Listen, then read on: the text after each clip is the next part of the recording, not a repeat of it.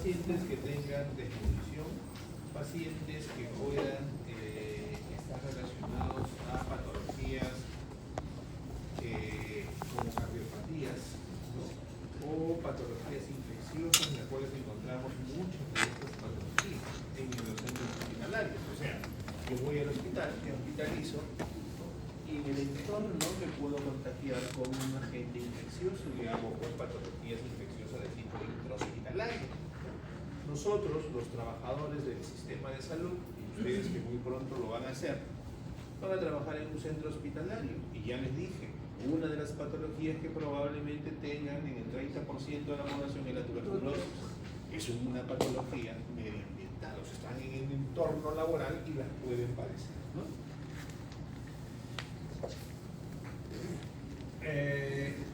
Dentro de los efectos climáticos sobre la salud, pues ahí podemos encontrar que nos puede desencadenar diversos tipos de patologías, como por ejemplo el incremento del dióxido de carbono, de metano, del medio ambiente, el ozono o agentes tipo invernadero, que lo vamos a encontrar nosotros acumulados sobre todo en ambientes cerrados.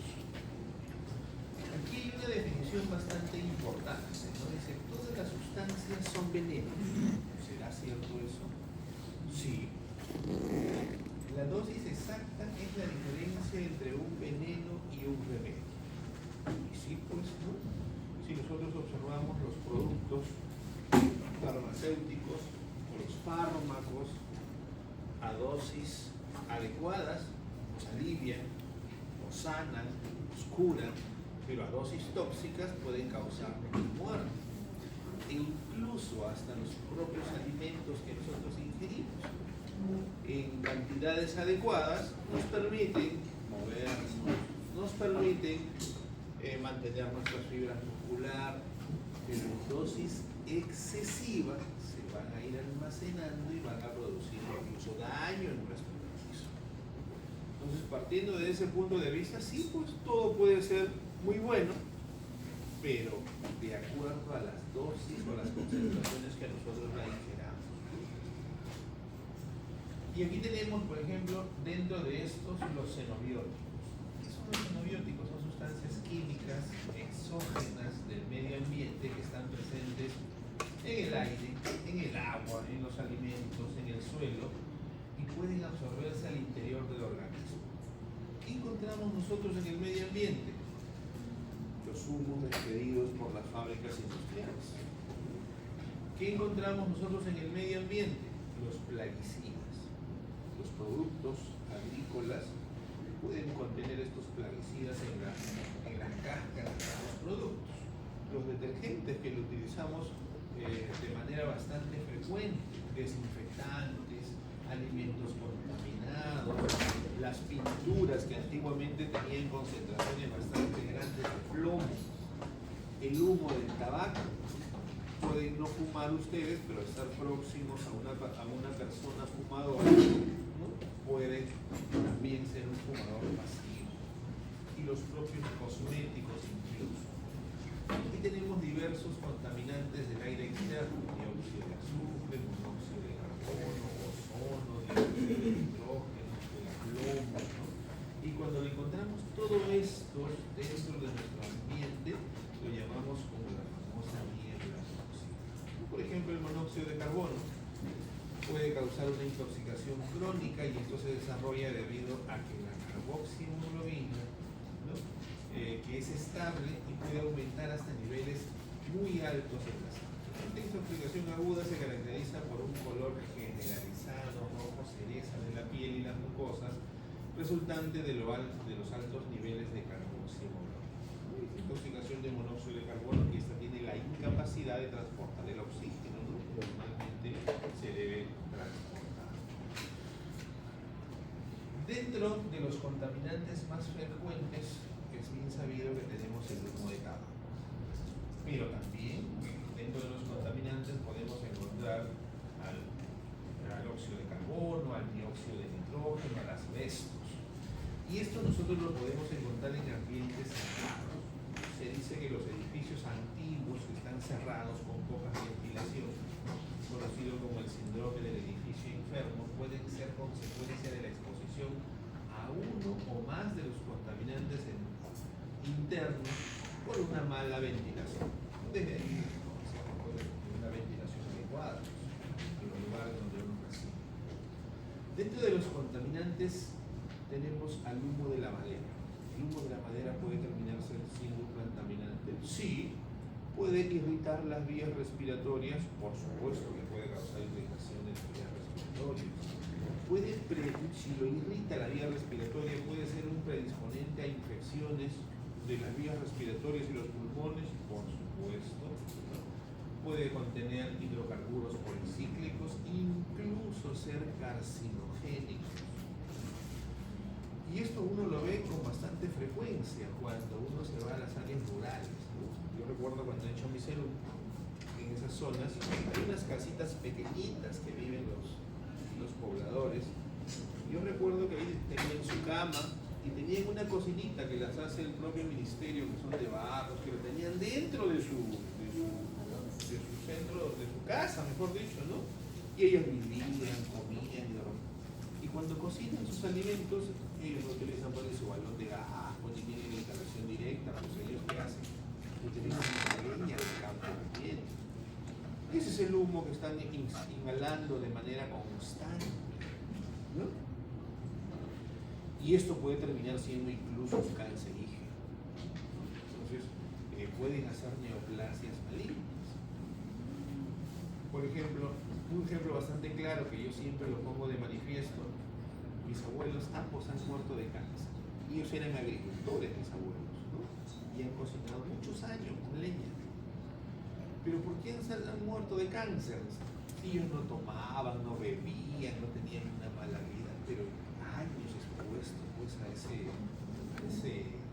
humo, ¿no? de la leña, pues probablemente haya sido uno de los desencadenantes que han originado las mutaciones genéticas, que estas mutaciones genéticas acumuladas de manera sucesiva pues son lo que hacen la manifestación de un tipo maligno.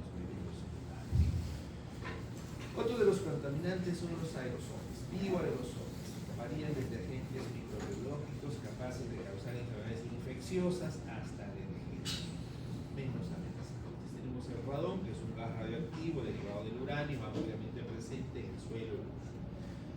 Por ejemplo, yo ahí estoy en la última lista, ¿no? Yo soy patólogo, trabajo de manera constante expuestos al formaldehído. El formaldehído que nos permite fijar los tejidos, ¿no? Y cada vez que nosotros pasamos a la sala de macroscopía, todos los tejidos están fijados en formol, los fijamos en formol al 10%. ¿Qué significa? Que inhalamos cada vez que entramos a la sala de macroscopía concentraciones de formol. A pesar de que nosotros lo rebajamos el formol, nosotros lo compramos o lo adquiere la institución al 40%, nosotros lo utilizamos en el 10% para fijar los tejidos, pero uno lo está inhalando, ¿no? De repente nosotros que ya trabajamos ahí muchos años, no sentimos ese olor al formol, o lo sentimos muy leve, pero una persona que no está acostumbrada a ese ambiente ingresa y no puede a veces ni hasta tolerar el entorno, ¿no? A pesar de que tenemos nuestro sistema de extracción e inyección de aire, un sistema de ventilación que absorbe el aire y tenemos otro sistema que inyecta aire ventilado, fresco, ¿no?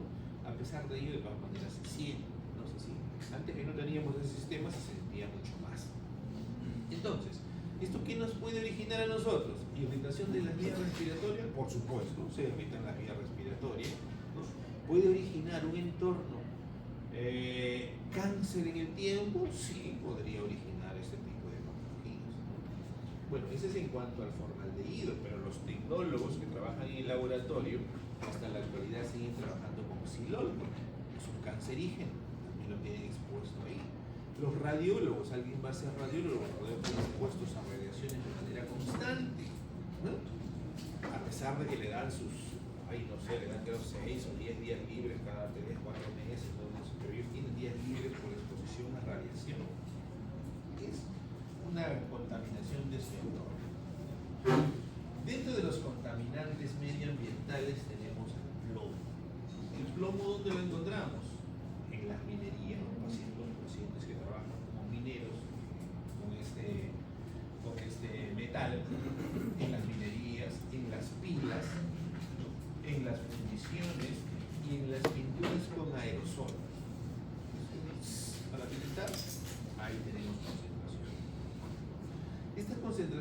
Este plomo puede producir daño, por supuesto que produce daño. Puede lesionar la médula ósea y la sangre, claro que sí. Afecta al sistema nervioso, al tubo digestivo, los riñones. El daño cerebral sucede con más frecuencia en los niños que están expuestos al plomo, siendo sutil o masivo e incluso mortal. Si nosotros observamos ese tubo de ensayo que tenemos ahí, de acuerdo a las concentraciones en sangre que podamos encontrar en el plomo, puede ir desde disminución del coeficiente intelectual hasta causar la muerte en concentraciones en sangre de 150 microgramos por mililitro. O sea, el plomo lo puede matar a los pacientes, por supuesto, ¿no? Y de acuerdo a las concentraciones que encontramos, puede ir desde encefalopatías, nefropatías, anemia, cólico, disminución de la síntesis de hemoglobina y una serie de síntomas de acuerdo a las concentraciones de plomo. Tenemos el mercurio, ¿no? El mercurio, esta intoxicación se produce básicamente al inhalar el mercurio, ¿no? Y se asocia a un temblor, gingivitis o conducta anormal. Dentro de sus principales fuentes hay pescados contaminados con mercurio, sobre todo aquellos pescados localizados en alta mar, ¿no? Vapores de mercurio liberados de mercurio metálico de las amalgamas dentarias. Antiguamente, para curar los dientes se utilizaban unas concentraciones de amalgama que tenían como un plomo, ¿no? Plomos que se ponían en los dientes. Estos se iban liberando constantemente mercurio, si el mercurio es tóxico. En la actualidad ya no se utilizan esos productos.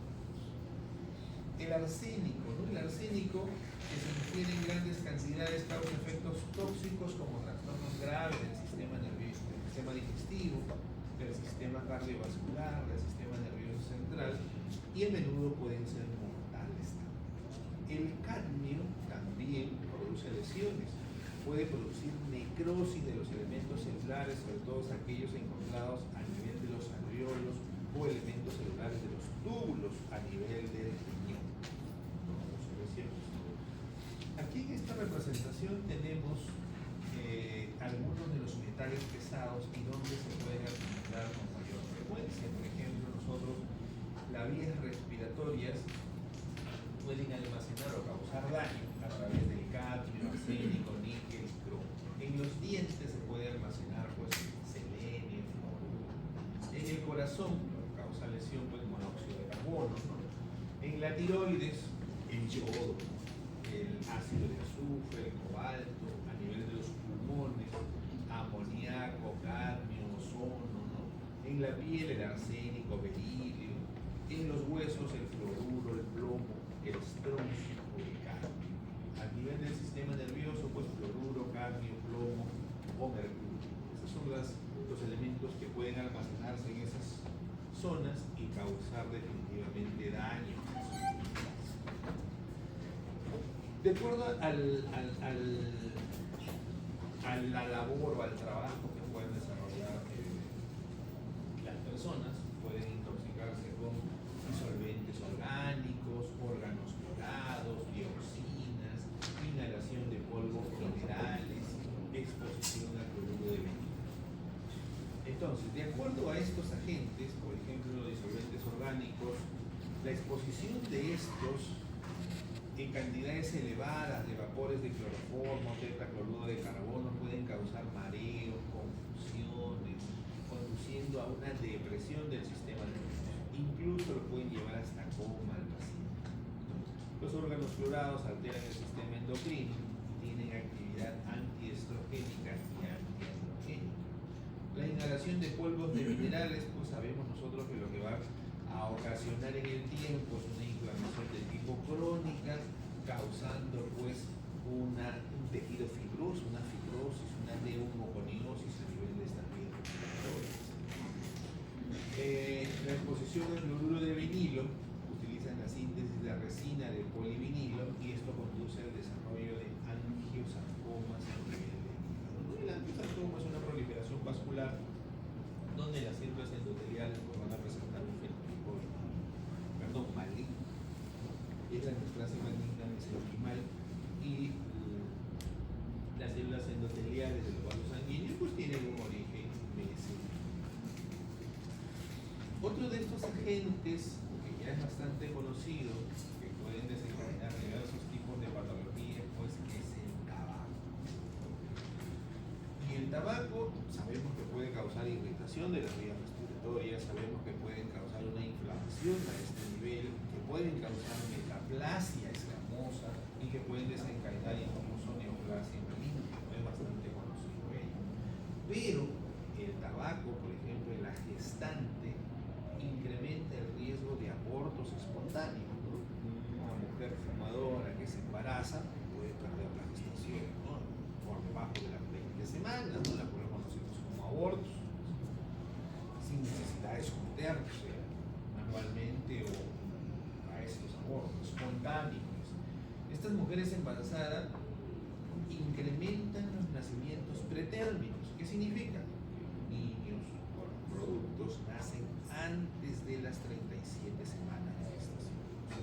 Partos pretérminos, nacimientos pretérminos. Estas mujeres fumadoras también dan lugar a un retraso del crecimiento intrauterino. O sea, si una mujer es fumadora y se embaraza, puede abortar, puede perder la gestación, o el niño nace pequeñito y nace pretérmino. Todo eso podría originar.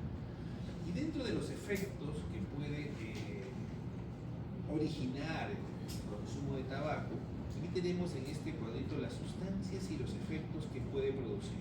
Si nosotros miramos, tiene alquitrán, y el alquitrán pues, es carcinogénico.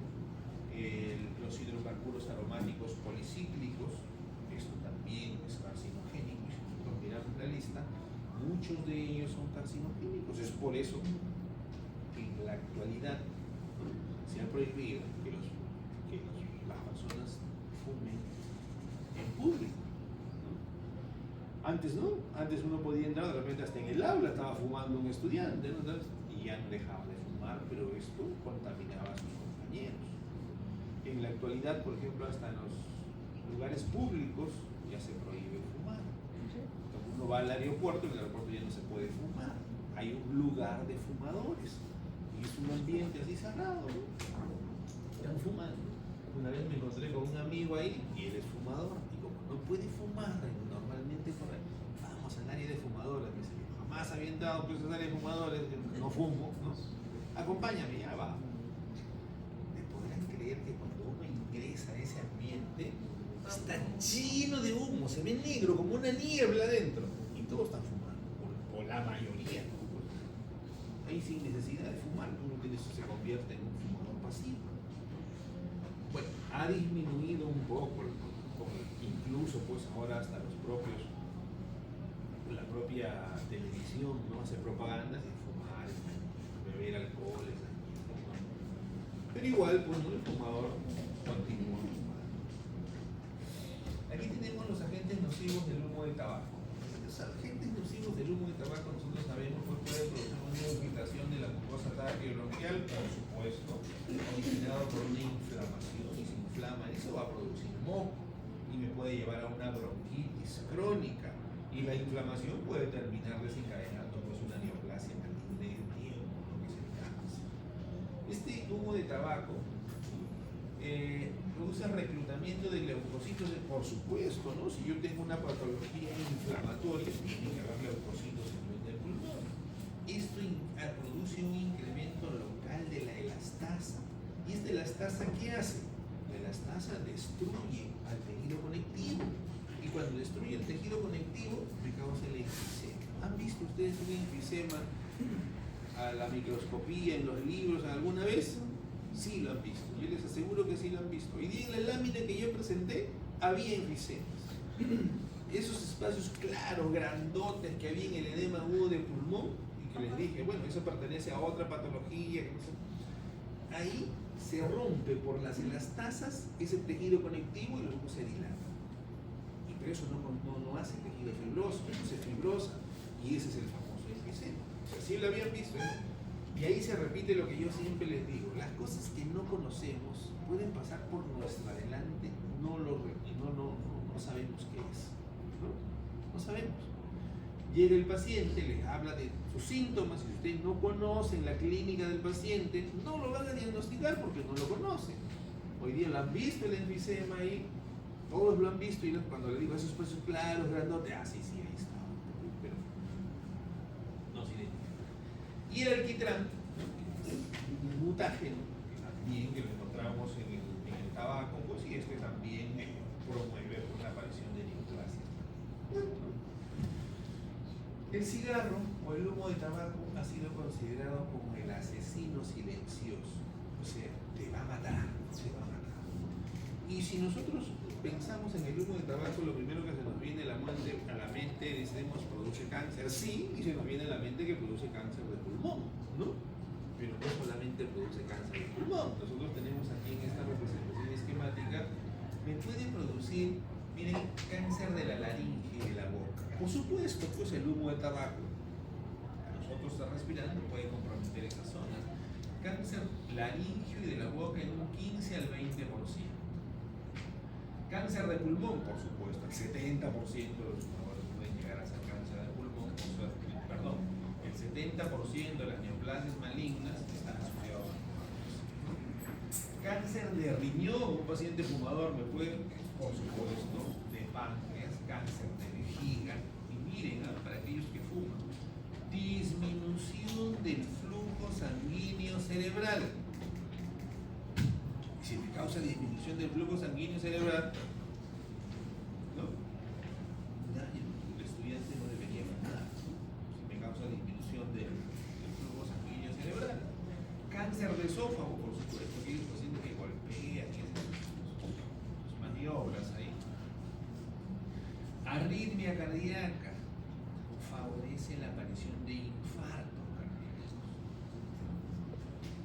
Ahora, con eso no estamos diciendo que al fumador ya le va a dar un infarto mañana, no favorece la aparición de ello, no es que lo vaya a condicionar de manera directa. Incluso cuando hablo del 70% de cáncer de pulmón, todos los fumadores no hacen cáncer de pulmón, un 70% puede estar asociado a ello. Cáncer de hígado, cáncer de estómago. Entonces, fumar pues trae sus efectos letales, así también como el alcohol, ¿no? Para aquellos bebedores, ¿no? Cantidades excesivas de alcohol causa daño físico y psicológico serio. Ingestión, absorción sin alteraciones de etanol en el estómago, intestino delgado, se distribuye por todos los tejidos y líquidos del organismo en proporciones directamente concentración directamente, se absorbe directamente en la concentración que tengamos en sangre, ¿no? Menos del 10% se secreta sin cambios en orina, en el sudor y la respiración. Tenemos biotransformación. Bueno, la mayor parte del alcohol en sangre se biotransforma hasta acetilaldehído en el hígado por 3 enzimas. Ahí tenemos el alcohol deshidrogenasa, el sistema oxidativo microsómico del etanol y la catalasa, que degradan los etanol. El acetaldehído, tenemos acá, es tóxico definitivamente y es responsable de algunos de los efectos agudos del alcohol y del desarrollo de cánceres orales. Por supuesto, puede favorecer la presencia de malignas en general. La oxidación del alcohol es la causa fundamental de la acumulación de grasa a nivel del hígado en alcohol. Sucede, un alcohólico puede hacer una esteatosis hepática, por supuesto que sí, a consecuencia de la oxidación del alcohol por esta ADH. Hace la famosa esteatosis hepática del tipo alcohol. ¿Cuáles son los efectos del etanol? Tiene unos efectos agudos y crónicos. Agudo significa cuando te la pegas, bueno, inmediatamente viene la respuesta. Y crónicos son los bebedores que hay consecuencia del vino. Estos efectos principalmente en el sistema nervioso central, pero también se pueden inducir cambios hepáticos, gástricos, que son reversibles, ¿no? Porque estamos hablando de cuadros agudos. Si se detiene, lógicamente, el consumo de alcohol. Cambios gástricos, como poder favorecer la aparición de gastritis, la aparición de úlceras agudas, ¿no? Pueden producir cambios en el sistema nervioso central, causando depresión de estructuras subcorticales Y en concentraciones sanguíneas progresivas más altas deprimen las neuronas corticales y después los centros vulvares inferiores, incluyendo los que regulan la respiración. ¿Qué significa? Que una intoxicación alcohólica severa me puede producir paro respiratorio. Sí, puede producir paro respiratorio. Algunos dirán, no, pero a mí no me produce, ¿no? Todavía no me ha pasado. Claro, si están acá no les ha pasado. Y los efectos crónicos, pues definitivamente la hepatitis alcohólica, que nos puede llevar incluso hasta la cirrosis. Ustedes ya están próximos a ir a los hospitales y cuando vayan a los hospitales van a ver a los pacientes cirróticos. Los pacientes cirróticos, donde sus hígados están fibrosados. En el tubo digestivo favorece la presentación de neuropatías periféricas, el síndrome de Warthin-Korsakoff, a nivel cardiovascular, miocardiopatías congestivas dilatadas, y el alcoholismo crónico se asocia a un aumento de la incidencia de hipertensión y lógicamente está asociado pues a la deficiencia de vitamina B1 y favorece la presencia de hemorragias masivas por gastritis, por úlceras, por varices que pueden ser mortales, ¿no? Y estos pacientes alcohólicos hacen entonces varices esofágicas. Esto me puede originar el síndrome de Warthin-Korsakoff, ¿no? La diada de Warthin-Korsakoff es la ataxia, ¿no? La marcha desequilibrada, la parálisis muscular y la convulsión, ¿no? Y ahí tenemos el hígado. Esa fotografía que tenemos ahí pues es un hígado, pero eso es un hígado cirrótico. Todos esos nodulitos que vemos en la superficie están condicionados por el tejido fibroso que va uniendo los espacios cortos, vena central o biliar, y va formando los nódulos, micronódulos o macronódulos. Ese hígado pues ya es insuficiente, ese hígado ya no funciona. Entonces, a consecuencia, en este caso, ¿no? de la alcohol. Pero las características que nosotros encontramos, independientemente de su etiología, ¿no? es la misma en la cirrosis. Sabemos que no es el mismo. Las lesiones por fármacos terapéuticos. Aquí tenemos el tratamiento hormonal sustitutivo. La administración de estrógenos con progesterona nos puede producir, dentro de sus efectos, incrementa el riesgo de cáncer de mama después de un tiempo medio de 5 a 8 años. Ojo, no estamos diciendo que origina cáncer de mama, pero el riesgo de cáncer de mama después de 5 a 8 años de su uso se puede incrementar en estos pacientes. Pero también tiene efectos protectores sobre el desarrollo de la aterosclerosis, de las enfermedades coronarias, en mujeres por debajo de los 60 años de edad. Incrementa el riesgo de tromboembolia venosa, más probabilidades de hacer tromboembolia venosa. Aquí están. Y estos son los famosos anticonceptivos orales combinados, con estrógeno y progesterona en su gran mayoría.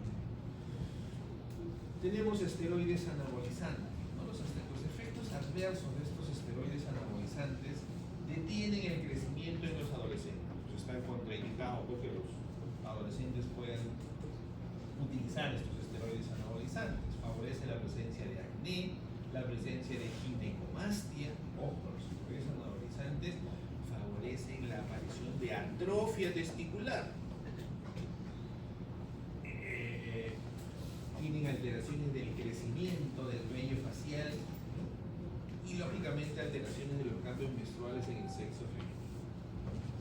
El paracetamol, ¿no? El paracetamol, y lo vamos a ver en el otro cuadro, puede ir pues hasta hacer sus efectos benéficos en el organismo hasta ser bastante lesivo, ¿no? El ácido testil salicílico se manifiesta, su sobredosis del ácido testil salicílico puede manifestarse con cefalea, mareos, acúfenos, afectación auditiva, confusión mental, somnolencia. Y aquí tenemos las dosis de intoxicación por aspirina. Miren, ¿ven? Intoxicaciones agudas, moderadas, e incluso la aspirina puede ser letal si ingerimos más de 500 miligramos por kilo de peso. Puede ser letal. El paracetamol puede ser letal también, ¿no? Origina necrosis extensa y miren, 15 a 25 miligramos es una lesión grave o mortal. ¿Qué significa? Mortal. 15 miligramos, ¿cuántas pastillas tengo que tomarme de 500 miligramos?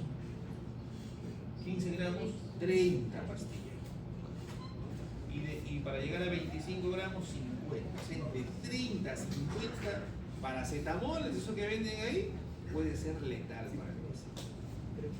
Allá, no sé yo para asustar a mi papá, dicen, ay, no me voy a tomar 25. Y lo asusta. Precaución. En alcohólicos, aquí tomadito, me voy a tomar mi pastilla, dice, puede haber este daño solo con 4 a 10 gramos si has bebido alcohol. Y 4 gramos son 8 tabletas.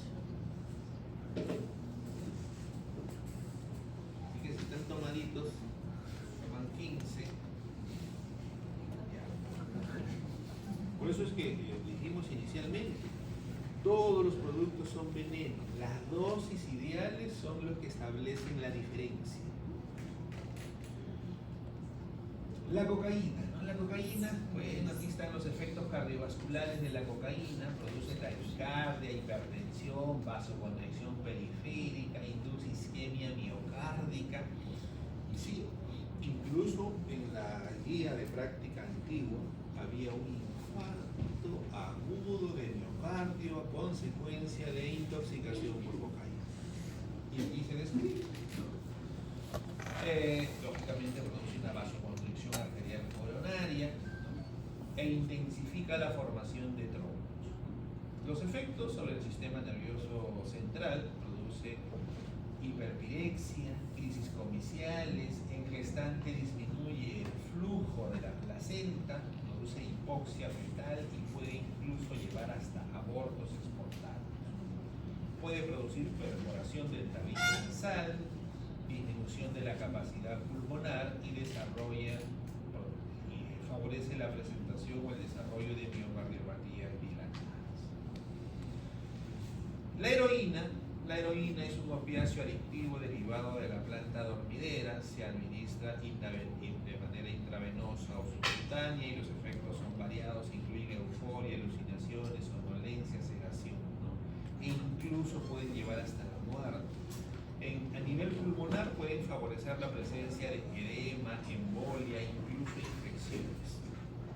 En la piel pueden favorecer la presentación de abscesos, celulitis, ulceraciones. Incluso pueden favorecer la presentación de problemas renales como amiloidosis y glomerulosclerosis. Aquí están los mecanismos implicados en la producción de accidentes cerebrovasculares isquémicos por cocaína. Estos van a favorecer la presentación de vasoconstricción, fenómenos trombóticos, aterosclerosis e inflamación con destrucción de las paredes de los pequeños vasos sanguíneos conocidos como vasculitis. Las anfetaminas es una droga adictiva conocido como speed, o sea, tiene un efecto bastante rápido, produce la sensación de euforia que sigue de una caída en picado. El éxtasis produce euforia y sensaciones similares a alucinaciones que duran de 4 a 6 horas. La marihuana se hace de la planta de cannabis, aunque esta tiene efectos beneficiosos también para los pacientes, ¿no? Su uso potencial para tratar náuseas secundarias de quimioterapia en el cáncer y para reducir el dolor en estos trastornos crónicos condicionados por neoplasias malignas, ¿no? Lógico que si ya se utiliza en cantidades indiscriminadas, ¿puede producir adicción para el paciente? Sí, pero si yo tengo un paciente que tiene una neoplasia maligna o un dolor crónico, hay que calmar, darle calidad de vida. Lógicamente que va a dañar también sus efectos propios, pero por lo menos no va a dañar. Dentro de este grupo de patologías medioambientales también encontramos los daños por agentes físicos. Vamos a ver las abrasiones, contusiones y laceraciones. Aquí tenemos, por ejemplo, una abrasión, que es la separación de la capa superficial por fricción, ¿no? Y así, una abrasión, por ejemplo, unos chicos se han caído caminando, se raspa la rodilla, ¿no? Y a veces van a estar de internos y tienen como a paciente de 25, 30, 40 años, viene por un raspón, ¿no? De clínica es son abrasiones, ¿no? Como las que vemos ahí. Creo que muchos de nosotros han pasado por ello, ¿no? Y se ha tropezado, se ha caído, hace deportes, ¿no? Tienen abrasiones, ¿no? O contusiones, que es la rotura de pequeños vasos sanguíneos con extravasación de sangre hacia los tejidos, que son conocidos como los hematomas, ¿no? Golpe contundente, uno se golpea, ¿no? Pero eso lo vemos con más frecuencia pues, en las personas de tez blanca, ¿no? Se ven los cambios incluso que van produciendo en el tiempo. Las laceraciones, que son desgarros de tejidos, heridas en la piel que se desgarran o cortan o se abren, pueden ser de diferentes tamaños y pueden ser incluso superficiales y profundas. Heridas incisas y puntiformes producidas por objetos puntiagudos penetrantes, como por ejemplo los cuchillos, astillas de maderas, cristales, ¿no? Parece eso, pero cuando ustedes estén en el internado o estén en su salud, estas heridas las van a ver. Los pacientes llegan cortados, ¿no? Llegan. En el salud una vez vino un paciente que se había astillado un pedazo de madera que trabajaban ellos. Se había incrustado la madera en el brazo, después lógicamente suturarlo. Lo van a ver. Eso todo en el servicio de emergencia, de cirugía, los viernes por la noche y sábado por la noche, llega de todo. Y la gran mayoría bebidos, la gran mayoría. Bueno, ahí van a practicar sus suturas, las primeras suturas que van a salir medias feas, pero el paciente como está medio tomadito ni se va a dar mucho cuenta. Pero bueno, pero hay otros que no vienen tomados y que piden que los suture el cirujano. Y no, el cirujano, se acerca cualquier jovencito, no, que se te va a aprender conmigo. Y esas heridas se las van a ver aquí. Lesiones osteomusculares y tendinosas, fracturas, también las van a ver con bastante facilidad, rupturas de fibras musculares, rupturas parciales o completas y tendones, luxaciones articulares. Y en los servicios, en los hospitales nivel 3 sí hay traumatólogos de guardia, ¿no? Que se encargan de ver estas patologías. Lesiones musculoesqueléticas crónicas como la artrosis, engrasamientos de vainas tendinosas, por ejemplo los mecanógrafos. Ahora ya no hay mecanógrafos. La computadora, todos son mecanógrafos, producen lesiones por sobrecargas repetidas, como el dedo, el resorte o el adenosinobis de raíz, ¿no? Las lesiones dérmicas, ¿no? Ustedes han ido, yo creo que todos han ido a la playa sin bloqueador, han estado todo el día, la piel roja. Esa es una lesión de primer grado, que compromete solo la epidermis. Cuando ya compromete la dermis, las lesiones que vemos generalmente en quemaduras, incluso dermis superficial y dermis profunda, y hablamos de quemaduras de segundo grado. Y cuando el paciente ya compromete la hipodermis, las quemaduras comprometen la hipodermis, hablamos de lesiones de tercer grado. Entonces, cuando van a la playa y se queman y después se comienzan a pelar, han tenido una lesión por quemadura de primer grado. Ahora, estas quemaduras, ¿no? Van a ver ustedes en la emergencia. ¿Han visto las películas en emergencia, ¿no? El paciente está pasando en la camilla y el residente, el médico, paciente con quemadura de tercer grado en un 18%, ¿no? ¿Y cómo es el cálculo? Porque cada superficie tiene un área determinada. Por ejemplo, la cabeza representa el 9%, el tronco, ¿no? Anterior 18%, el tronco posterior 18%. ¿Qué es lo que hacen ahí? Un cálculo rápido, ¿no? Ah, tiene solamente el tronco, a ver, anterior y posterior, 36% de quemadura, ¿no? Y así, se ha quemado solo un brazo, el 9%, ¿no? Es un cálculo bastante rápido. O sea, no es que haga magia ni que lo saque su centímetro y lo mide a altura por ancho por saco, no. Es un cálculo así bastante rápido. Otra de las patologías medioambientales tendemos a la hipertermia, ¿no? Y esto lo encontramos generalmente en zonas bastante cálidas, ¿no? Que pueden producir incluso calor. El calor puede producir calambre, puede producir insolaciones, pueden producir golpes de calor. El calambre, lógicamente, al haber pérdida de electrolitos a través del sudor, estas hipertermias pueden producir ello. Insolación es inicio súbito con postración y colapso. Resulta de una insuficiencia del sistema cardiovascular para compensar la hipovolemia secundaria a la deflexión de agua. ¿Qué significa? Como hace bastante calor, hay una hipovolemia por deflexión de agua, ¿no? Entonces, el músculo cardíaco no puede compensar esa deficiencia y el paciente hace una insolación, ¿no? Que es como un desmayo, inicio súbito, medio postrado, ¿no? El golpe de calor, los mecanismos de termorregulación fallan, la sudoración cesa y la temperatura corporal central se eleva hasta más de 40 grados centígrados. El famoso golpe de calor. Pero así como tenemos hipertermia, tenemos hipotermia. Y estas hipotermias se pueden clasificar en leves, moderadas y graves. Una hipotermia leve, la temperatura corporal la vamos a encontrar entre 33 y 35 grados centígrados. Y esto puede producir escalofríos, piel de gallina, dificultad para los movimientos, ¿no? Una hipotermia moderada, ya la temperatura es un poco más baja, ¿no? Los pacientes vamos a tener temperaturas entre 30 y 33 grados centígrados. Esto produce temblores, escalofríos, movimientos lentos, torpe, falta de coordinación. Y la hipotermia grave, temperaturas por debajo de 30 grados centígrados, con pérdida de conciencia, baja la presión arterial, latidos cardíacos y frecuencia cardíaca disminuidos. Hipotermias. ¿Las congelaciones pueden producir daños? Sí, las congelaciones pueden producir necrosis tisular. Hacen una necrosis, ¿no? Por la vasoconstricción severa que producen. Y sabemos nosotros que una vasoconstricción severa no permite el paso del flujo sanguíneo. Y si no hay flujo sanguíneo, no hay ni aire, ni oxígeno, ni nutrientes. Puede condicionar los estados. Las descargas eléctricas también producen quemaduras. ¿Una descarga eléctrica produce quemaduras? Sí. Produce fibrilación ventricular y falla del centro cardíaco respiratorio, por supuesto. Y cuando estén en la emergencia, van a recibir a niñitos, no el interno. Bueno, en mis épocas el interno era el dueño de la emergencia, ¿no? A partir de las 12 de la noche, no sé si esto ahora seguirá haciendo. Y los niñitos tienen la costumbre de buscar esos huequitos y comienzan a meter alambrecitos, tenedores, ¿no?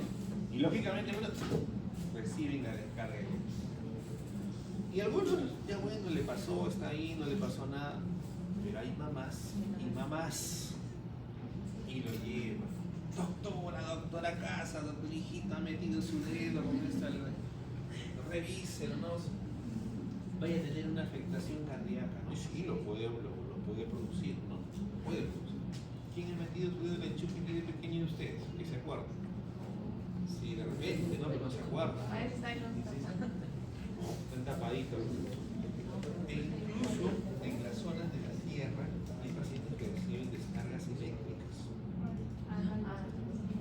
Producen quemaduras, pueden producir incluso la muerte.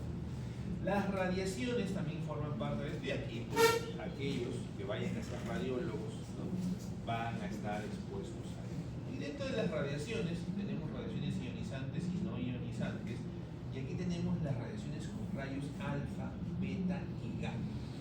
Si bien es cierto, estos pueden producir, ¿no?, las ionizantes más que las no ionizantes, cambios y pueden favorecer la presencia de neoplasias malignas, pero estas radiaciones se han utilizado como medidas terapéuticas incluso. En las neoplasias malignas no pasan a radioterapia a los pacientes para eliminar, erradicar las células neoplásicas. En la actualidad, miren, aquí vemos las radiaciones alfa, dice, la primera barrera, hasta un papel lo puede tener. La segunda, radiaciones beta, recorren el aire y una distancia de 1 metro aproximadamente. Pero las radiaciones gamma recorren cierta cantidad de metros en el aire y son detenidos por una pared gruesa de plomo de cemento. Estas radiaciones gamma en la actualidad han tomado bastante importancia. ¿Por qué? En la actualidad se utilizan las radiocirugías para neoplasias malignas a nivel cerebral y se utilizan estas radiaciones gamma. Como ustedes pueden ver, atraviesan el papel, atraviesan estructuras más gruesas. ¿Y qué es lo que se hace en la actualidad? Bueno, los neurocirujanos están practicando ya no las cirugías a cielos abiertos, sino que hacen estas radiocirugías con radiaciones gamma. Utilizan radiaciones en diferentes puntos, que van, diferentes líneas de radiación que convergen en un punto. ¿Y dónde van a converger? En el tumor cerebral que tenga el paciente. ¿Con qué objetivo? Con el objetivo objetivo es desencadenar lesión celular, pero del tumorcito a nivel cerebral. Ya no, el paciente no entra, no abre el cerebro, no sacan una parte de su tumor, pero tiene sus características. Para esto necesitamos que el tumor cerebral tenga una medida por debajo de los 3 centímetros. Si ya es más de 3 centímetros, ya no pasa radiocirugía. Se practica en la actualidad. En nuestro país hay un solo centro, hasta el año pasado, no sé si ahora habrá otro, que hacía estas radiocirugías. Chile creo que tiene, Brasil también, pero no es común. Pero una radiocirugía, pues, son $25.000 a $30.000. Pero la diferencia es abismal. El paciente ingresa caminando y sale caminando. Cuando el paciente ingresa a una cirugía, por el neurocirujano, te van a abrir el cráneo, te van a sacar un pedazo de tu cráneo, o sea, el paciente queda dependiendo de la lesión, ¿no? A veces queda postrado. Usted, cuando esté en el hospital haciendo su internado, sus prácticas, así por neurocirugía. Y en neurocirugía el paciente o sale de alta en su silla de ruedas, ya no come espontáneamente, hay de todo. También que el paciente en radiocirugía, con estas radiaciones gamma, ingresa caminando, sale caminando, ¿no? Y lo que se va a originar es una necrosis, que el tumor vaya disminuyendo de tamaño y se está controlando de manera exitosa. ¿Qué significa? Que en el tiempo probablemente se le va a quitar el trabajo a los neurocirujanos. Bueno, la amenaza para todas las especialidades. Laboratorio clínico va disminuyendo, patólogos clínicos van disminuyendo, a nosotros los hematopatólogos también el sistema ya está creando un escáner para que se pueda detectar por patrones los diagnósticos de las láminas, ¿no? Los radiólogos también, pues si la computadora puede leer una lámina, no va a poder leer una placa radiográfica, una tomografía también, de acuerdo a patrones. Por eso es que, pero no va a desaparecer pues la carrera, disminuirán, pues ¿no? Ya no utilizarán 10 radiólogos, utilizarán 4 o 5, ¿no? Pero siempre necesitan, porque la máquina no puede con todo. Pero mientras mayor información se almacene, la máquina es mucho más capaz. Entonces, aunque en el Perú es el país de Latinoamérica que más egresados de medicina tiene. O sea, en un futuro no muy lejano van a haber médicos egresados que no van a tener dónde ir a trabajar. Mucho, pero la cantidad es grande. ¿Cuántos son ustedes en su promoción? ¿Saben? La San Juan Bautista. Considerando que San Juan Bautista tiene sede de Ica, sede de Chincha, y acá en Lima tiene San Borja y Chorrillos. ¿Cuántos serán? ¿Serán 300? Más, 400. ¿Cuántas facultades de medicina hay en el Perú? 25, 30 creo, ¿no?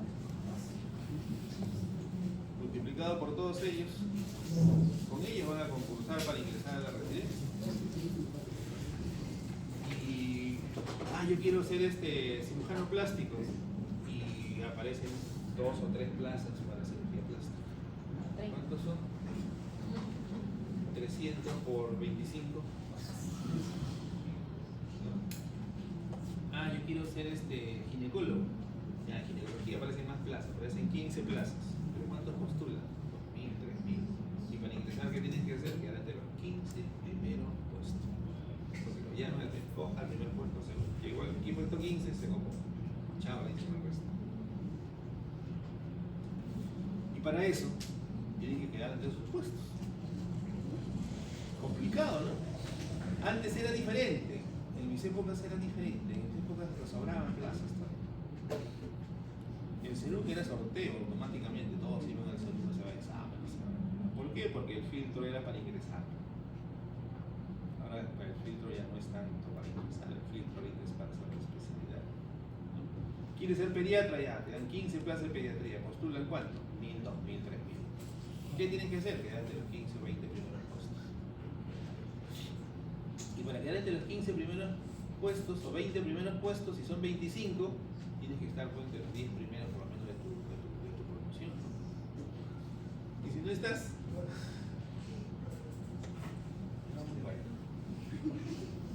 un minuto de la reflexión.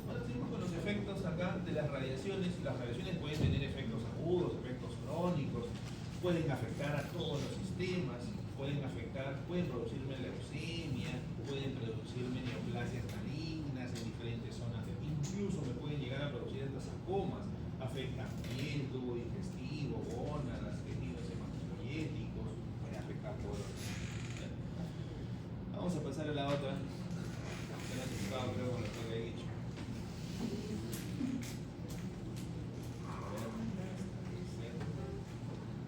Acá tenemos trastornos nutricionales, ¿no? Y avitaminosis. Vamos a ir de frente a la patología. Ya. Bueno, la desnutrición nosotros la podemos encontrar como desnutrición primaria o secundaria, ¿no? Primaria, cuando falta la ingesta de alguno o más de los componentes en la alimentación, ¿no? Y secundaria es cuando el paciente puede comer de todo, pero su organismo no tiene la capacidad de absorber estos nutrientes, ¿no? Vamos al de frente al marado. Guachor, por acá está guachor. Guachor es la causa principal. La causa principal es una dieta muy escasa en proteínas. O sea, el paciente puede ingerir carbohidratos, pero no ingiere proteínas. Y se presenta en la primera infancia entre 1 a 3 años. El cuadro clínico, signos generalmente presentes, es la falta de crecimiento. Lógico, si no ingiere proteínas, no crece. Uno de los ejemplos clásicos que yo he puesto, yo soy de Chincha, natural de Chincha. Y en Chincha yo soy de Tambo de Mora. Y en Tambo de Mora hay gente muy pobre. Así como, por ejemplo, en la sierra, ¿no? Si vas a la sierra también hay gente muy pobre. Pero ¿por qué los negros chinchanos son altos? Son pobres también. Igual que los de la sierra, que son pobrecitos. ¿Okay? Yo crecí, ¿no? Porque habré comido proteínas, porque tienen al mar al lado, ¿no? Y lo que encuentran es los pescados. Que lo pescan ellos mismos, ¿no? Ingieren eso, lo que tienen. En cambio, el pobrecito de la sierra, ¿qué ingiere? Lo que tiene es el alcance. Su papita, su esto, y ahí no hay proteína. Entonces, eso causa pues que una sea más pequeñito y el otro sea más alto, las proteínas. Claro que la genética también juega un papel importante. Pero yo recuerdo que mi abuelo medía 1,50 metros.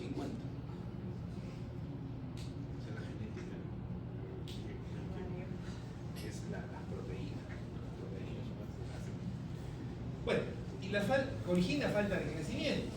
Me puede originar edema. ¿Por qué me puede originar edema la falta de ingesta de proteínas? Ahí está, ya está. Claro que sí. Y produce desequilibrio de las fuerzas, sale plasma. Me puede producir atrofia muscular con conservación de la grasa. Claro, si no tengo proteína, el músculo necesita proteínas para que. Es por eso cuando van al gimnasio, muchos jovencitos ilusos al gimnasio, quieren ser ya en una semana como la Roca, ¿no? Pero en el gimnasio lo que necesitan no solamente es actividad física, necesitan la fibra muscular, proteínas para hacer la hipertrofia. Entonces, si no hay proteínas, puedes hacer todo el ejercicio del mundo. Claro, tus fibras musculares se van a tonificar, van a estar más fuertes, pero no hace masa, necesita proteínas para alimentar. Estos niños se hacen irritables, un chiquito llorón, dice ahí, dale proteína. Signos presentan, bueno, pueden estar asociados también los pacientes con bochorno, dermatosis, descamativa, úlceras, grietas, anemias moderadas, signos de deficiencias vitamínicas asociadas e hígado graso. El guachorco, una notable reducción de las proteínas y pérdida grave del compartimiento de proteínas viscerales y está asociado lógicamente a hipoalbuminemia, ¿no? El peso se encuentra entre el 60 y 80% de lo normal. Ah, el 80% de lo normal significa que está casi normal. Pues no nos están diciendo que está desnutrido este niñito, pero el edema muchas veces lo trata y lo compensa. Puede compensar ese edema. Pero la verdadera pérdida de peso está enmascarada por la retención de líquido, el edema. Lo pesas, su peso está normal, ¿no? O casi normal, un poquito disminuido, no, el edema es que está compensando su peso. Respeto relativo de la grasa subcutánea y la masa muscular. Y tiene grasita, ¿por qué? Porque come carbohidratos. Y si come carbohidratos hasta en exceso puede almacenar grasa, pero no tiene proteínas. lesiones cutáneas, zonas alternas con hiperpigmentación, área de descamación, incluso hipopigmentación. Las manifestaciones: edema de miembros inferiores, mano en guante, edema en antebrazos, retraso del crecimiento, alteración de la conciencia, hepatomegalia, anemia, lesiones cutáneas y cambios de color del cabello. No sé si alguien ha visto los niños que tienen cabellos como rojizos, quebradizos, rojizos. No es que se están volviendo gringuitos, están desnutridos, les falta proteínas, hacen esa característica en el cabello. Entonces, si un día tienen un niñito rojizo, no, yo no soy su papá, y por eso no darle proteína. Aquí están los signos clínicos del guachorco, ¿no? Apatía, cara de luna llena, lesiones en la piel, un peso bajo, lógicamente, edema de miembros inferiores, adelgazamiento muscular, porque no hay proteínas, pero sí tiene grasa, ¿no? Y el cabello rojizo y quebradizo. El marasmo, que es el otro tipo de desnutrición, la causa principal es la inanición por dieta deficiente, tanto de proteínas y de calorías. Sí, en el guachorco había deficiencia de proteínas, pero sí comían sus carbohidratos. Aquí no hay ni carbohidratos ni proteínas. Aparece los 3 primeros años de vida. Dentro de los signos presentes, lógicamente que no va a crecer, y se aprecia por el peso corporal, ¿no? Consunción tanto de los músculos y de la grasa. En el otro había disminución, atrofia de la musculatura, ¿no? Pero así había tejidos subcutáneos, pequeñas cantidades de grasa y edema. Aquí no hay grasa. No ingiere carbohidratos tampoco, ¿no? Puede estar asociado a diarreas, alteraciones del cabello, signos de deficiencias vitamínicas asociadas, incluso de deshidratación. Y si el otro niñito que vimos en la foto, el anterior que era el morenito, ¿no? Se veía todavía medio casi normal. Estos son, así como lo vemos, una consunción bastante marcada. Se ven bien flaquitos, como lo dice coloquialmente, hueso y pellejo. Porque no ingieren ni proteína ni carbohidratos, ¿no? Hay una deficiencia calórica y proteica bastante marcada. Aquí están: el paciente se hace irritable, tiene apatía, irritabilidad, tiene una cara de viejito. ¿Por qué una cara de viejito?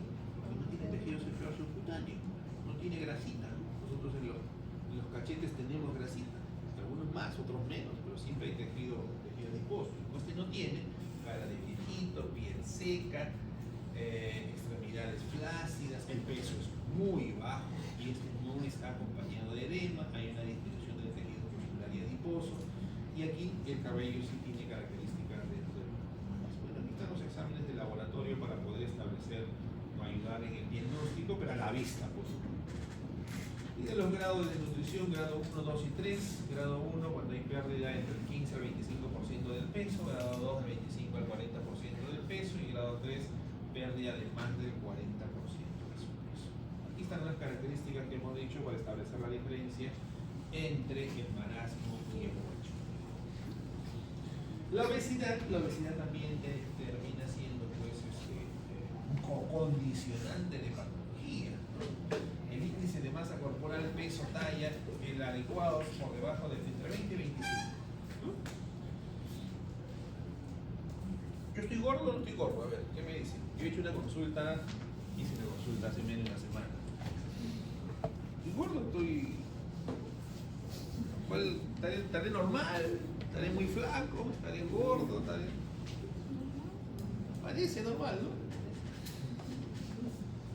Resulta que tengo un índice de masa de 29.6. Está gordo. El índice de masa de 29.6 me cataloga como sobrepeso y muy próximo a la obesidad, porque pasado 30 ya es obesidad, ¿no? Entonces la doctorita joven es un poquito mayor que ustedes, tendría 30 años la doctorita. Bueno, yo no me presentaba, ¿no? Pasé como un paciente común y silvestre y me dijo, ay, que tiene que bajar sus papitas, ya no debe comer arroz, y tiene razón, pues, porque mi índice de masa corporal pues está ya muy próximo a la obesidad. Pero antes yo he sido más gordito, pero no le he dicho, ¿no? Antes ya estaba en obesidad, incluso, claro, pasas 30 y estás en obesidad, ¿no? ¿Qué significa eso? Si yo no parezco gordo, la gran mayoría de la población en nuestro medio tiene sobrepeso. Tiene sobrepeso. Y son muy pocos de repente aquí los que están dentro de un índice de masa corporal normal, entre comillas, ¿no? De 20 a 25. Y facilito, ¿cómo sacan su índice de masa corporal? Con su regla de 3 simple y ya. Bueno, y esta obesidad, pues, bueno, hablar de obesidad, pues hablar de por encima de 30. Me salvé por 0.35. Entonces, esto favorece diversos tipos de patologías, ¿no?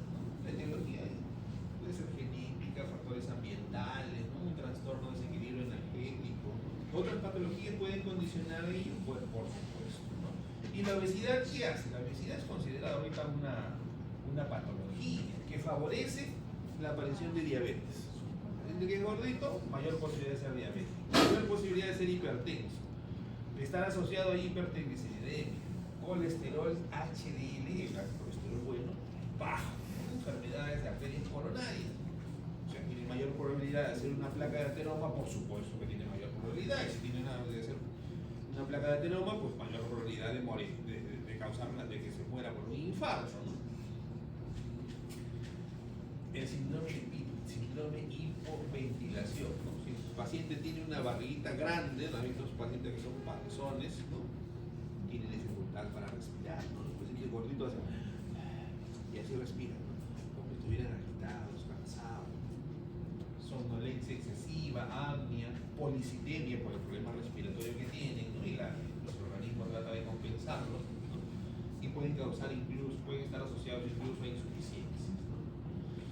Sabemos bastante ya que la dieta pues es importantísima. Miren, las mujeres obesas pueden tener mayor probabilidad de hacer cáncer endometrial, la obesidad central, cáncer de mama en el sexo femenino. Los edulcorantes artificiales, ¿no? Que dicen, voy a evitar que mi glucosa se aumente, que el azúcar es malo, favorece la presencia de cáncer de vejiga, los edulcorantes. Nitrosaminas y nitrosaminas, ya sabemos que eso está asociado con el cáncer gástrico. Conclusión, ya todo es malo, ¿no? Factores involucrados, ambientales, el sedentarismo. El secreto para un índice de masa corporal es una dieta adecuada y actividad física. Generalmente la actividad física no la practicamos y conforme nos vamos haciendo mayores, pues nuestra actividad física va disminuyendo, ¿no? Lógicamente eso va originando pues que se generen muchas patologías como las que estamos viendo. Aquí están los cuadritos para la clasificación de la obesidad. Grado 1 de 30, ¿no? Tienen 29 sobrepeso todavía, ¿no? Y están mayores de 40 ya obesidad grado 3, mórbida incluso. Cuando se habla de obesidad, aquí están. Yo recuerdo los abuelitos, mi abuela que ya ha fallecido, cuando veía a alguno de mis primitos que iba gordito, ay, está bonito, está gordito, ese bien alimentado. No, pues no está bien, ¿no? Todo lo contrario. Porque una buena alimentación está basada en la talla, no en la gordura. Pues un niñito que es largo, alto, pero delgado, está bien alimentado. Si es un niño que está gordito, no está bien alimentado, a pesar así tenga la talla adecuada para su edad. La talla, la disminución de la talla está asociado a un problema alimenticio de tipo crónico. En cambio, el sobrepeso es un problema alimenticio de tipo agudo. Perdón, la talla de tipo crónico no crece. Porque yo puedo tener un niñito de 12 años que tiene una talla de un niño de 9 años. Es un problema crónico. Pero si está alto, ¿no? Y está de tamaño normal, puede tener su peso puede estar disminuido para su edad, pero no para su talla. Esas son las tablas de pediatría que van a manejar en su casa. Aquí tenemos las famosas manchas negras en el cuello, la axila. Estos tienen un nombre, acantosis nigrica se llama. Y esto lo encontramos en pacientes con sobrepeso. ¿Han visto unas pacientes con sobrepeso que tienen como unas franjas negras oscuras, ¿no? En la zona de flexura, en el cuello? Esa es acantosis nigrica.